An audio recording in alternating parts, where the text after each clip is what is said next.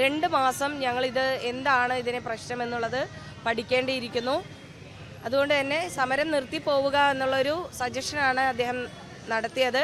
അപ്പോൾ നമ്മൾ പറയുന്നത് നമ്മുടെ ഈ റേഷ്യോ കുറയ്ക്കുക എന്നുള്ളൊരു ആവശ്യം കഴിഞ്ഞ ഗവൺമെൻറ്റിൻ്റെ കാലത്ത് മുതൽ നമ്മൾ ഉയർത്തുന്ന ഒരു വിഷയമാണ്. അതിനകത്ത് അനുകൂല നിലപാട് അന്ന് പ്രതിപക്ഷമായിരിക്കെ എടുക്കുകയും നിലവിൽ ഭരണത്തിലെത്തുമ്പോൾ നിലപാടെടുക്കുകയും ചെയ്യുന്നത് എന്ത് യുക്തിസഹമാണെന്ന് ഞങ്ങൾക്ക് മനസ്സിലാവുന്നില്ല. ഇതിനെക്കുറിച്ച് ഒരുപാട് മാറി മാറി വന്ന ഡയറക്ടർമാർ, വിദ്യാഭ്യാസ വകുപ്പ് ഡയറക്ടർ 3 പേരും ഇതിനെക്കുറിച്ച് പഠിക്കുകയും റേഷ്യോ കുറയ്ക്കുകയും അല്ലാതെ വേറെ മാർഗമില്ല എന്ന് സജസ്റ്റ് ചെയ്യുകയും തുടർന്ന് നമ്മുടെ വിദ്യാഭ്യാസ സെക്രട്ടറി തന്നെ, പൊതുവിദ്യാഭ്യാസ സെക്രട്ടറിയും അതേ നിലപാട് സ്വീകരിക്കുകയൊക്കെ ചെയ്തിട്ടുണ്ടെങ്കിലും ഇനിയും അത് നടപ്പിലാക്കാൻ ഇവർ തയ്യാറല്ല. മറിച്ച് വീണ്ടും പഠിക്കണം, ഇതിനെക്കുറിച്ച് ഇനിയും പഠിക്കണം. പുതിയ ഗവൺമെൻറ്റാണ്. ഞാൻ ചോദിക്കട്ടെ, ഈ പറയുന്ന മന്ത്രിമാർ മാറി എന്നല്ലാതെ അതിനകത്ത് ഉദ്യോഗസ്ഥന്മാർക്ക് യാതൊരു മാറ്റവും ഇല്ല. ഇതെല്ലാം അറിയുന്ന ആളുകളാണ് അവിടെ ഇരിക്കുന്നത്. ഈ സ്റ്റഡി ചെയ്യുന്നതും ഇത്തരം ആളുകൾ തന്നെയാണ്. അപ്പോൾ ഇതിനകത്ത് ഒരു ആക്ഷൻ ഉണ്ടാക്കാൻ ഇത്രയും കാലതാമസം എന്തിനാണ്? ഞങ്ങളുടെ സമരത്തെ, ആളിക്കത്തുന്ന ഈ സമരത്തെ കെടുത്താനുള്ള ഒരു നടപടിയായി മാത്രമേ ഞങ്ങൾക്ക് ഇപ്പോൾ തോന്നിയിട്ടുള്ളൂ. ഞങ്ങൾ ഒരിക്കലും ഞങ്ങളുടെ ലക്ഷ്യം വിട്ട് പിന്മാറില്ല. ആദ്യം റിലേ നിരാഹാരം എന്നുള്ള രീതിയിലാണ് ഞങ്ങൾ സമരം ഇത്രയും ദിവസം കൊണ്ടുപോയത്. ഇനി ഞങ്ങൾക്ക് സമരമുറ പയറ്റാനില്ല. ആയതുകൊണ്ട് തന്നെ ഇനി മരണം വരെയുള്ള നിരാഹാര സത്യാഗ്രഹത്തിലേക്ക് കടക്കുകയാണ്. ഇതല്ലാതെ വേറെ മാർഗങ്ങളില്ല.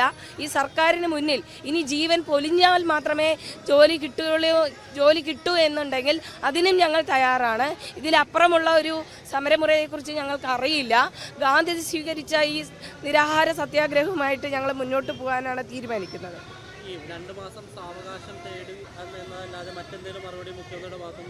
ഇല്ല, ഞങ്ങൾ ഉറപ്പ് ചോദിച്ചായിരുന്നു. ഇതിനകത്ത് കൃത്യമായ നിലപാടെടുക്കും, ഞങ്ങൾക്ക് നീതി കിട്ടും, അല്ലെങ്കിൽ ഞങ്ങൾക്ക് ജോലി കിട്ടും എന്നുള്ളൊരു വാഗ്ദാനം നിങ്ങൾ എഴുതി ഒപ്പിട്ട് തരണം. അതിന് സാധ്യമല്ല. അതേപോലെ ഈ ഒരു ആവശ്യം അവഗണിക്കുകയാണ് ഉണ്ടായത്.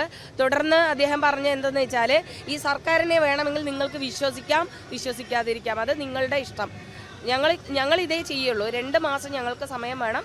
ആ സമയത്തിനുള്ളിൽ എന്താണെന്ന് വെച്ചാൽ ഞങ്ങൾ ആലോചിക്കാം എന്നല്ലാതെ ഒരു ഉറപ്പ് ഇതുവരെ തരുന്നില്ല. അപ്പം നമ്മൾ വീണ്ടും ചോദിച്ചൊരു കാര്യം, സാർ നിങ്ങളൊരു മറുപടി തരണം. അതായത് ഇത് ഞങ്ങൾക്ക് ജോലി കിട്ടാൻ ഉതകുന്ന രീതിയിലുള്ള നടപടിയെങ്കിലും സ്വീകരിക്കുമെന്നുള്ളൊരു മറുപടി തരണം.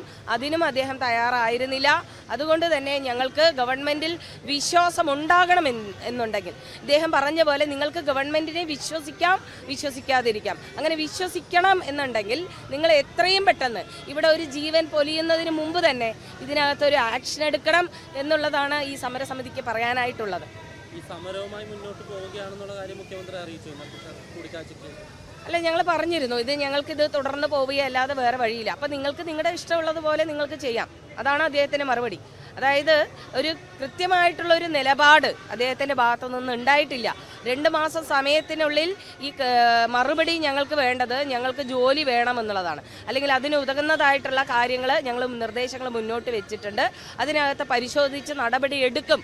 മാക്സിമം ഞങ്ങൾ നിങ്ങളുടെ പക്ഷത്താണ്, നിങ്ങൾക്ക് ഫേവറായിട്ടുള്ള കാര്യം ചെയ്തു തരും എന്നുള്ള ഒരു ഉറപ്പ് ഞങ്ങൾക്ക് ഇതുവരെ കിട്ടിയിട്ടില്ല. ഈ മുഖ്യമന്ത്രിയോടുള്ള കൂടിക്കാഴ്ചക്കൊപ്പം വിദ്യാഭ്യാസ വകുപ്പിൽ നിന്ന് ആരെങ്കിലും ഉണ്ടായിരുന്നു? ഞങ്ങൾ അവിടെ എത്തുന്നതിന് കുറച്ച് മുൻപ് വിദ്യാഭ്യാസ മന്ത്രിയും അതുപോലെ പൊതുവിദ്യാഭ്യാസ ഡയറക്ടറും ഇവരുമായിട്ടുള്ള കൂടിക്കാഴ്ച അതിനകത്ത് അവർ നടത്തിയിട്ടുണ്ട്. അല്ലാതെ അതിന് മുൻപ്, അതിന് തൊട്ട് തലേ ദിവസമാണ് നമ്മൾ വിദ്യാഭ്യാസ മന്ത്രിയെ കണ്ടത്. അദ്ദേഹത്തോട് ഈ 2 മാസത്തെ സമയം ആവശ്യപ്പെടാൻ പറഞ്ഞത് CM ആണെന്ന് തന്നെയാണ് സീമ പറഞ്ഞത് നമ്മളോട്. സീമ പറഞ്ഞിട്ടാണ് അദ്ദേഹവും 2 മാസം സമയം വേണം എന്നുള്ളൊരു ആവശ്യം പറഞ്ഞത്.